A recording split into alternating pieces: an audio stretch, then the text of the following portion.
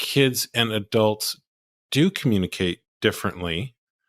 And I'm curious what you see as the difference between those types of communication. In other words, if I want to understand a child and a child's world, what's the way to understand them and communicate with them? It looks like, actually, I can say it like this. Kids will often invite adults into their world.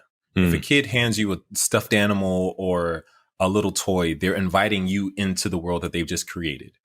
And it looks like accepting that and then going with it. It really makes sense from a theater mindset where there's a suspension of disbelief and you're stepping into a new world. And it doesn't have to make sense to you. It makes sense in the scene. So anything to do with the child behavior, they're seeing things in their world.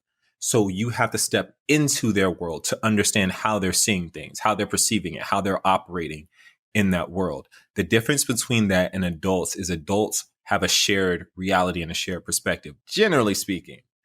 And when we get older, a lot of us forget that we all had a world that we saw, and we exchange that for the world that everybody sees.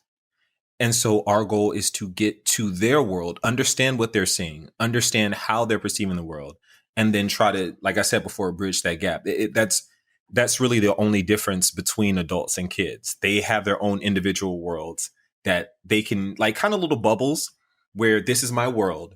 You have your world bubble. And then when little kids play together, their bubbles can intersect with each other, turn into a giant bubble. And then they're inviting you to put your bubble in theirs so that everybody can share it. But if you've forgotten that your bubble doesn't exist, then you're not going to be able to assimilate in theirs. So you want the communication to happen? Join them in their bubble. Join them in their world.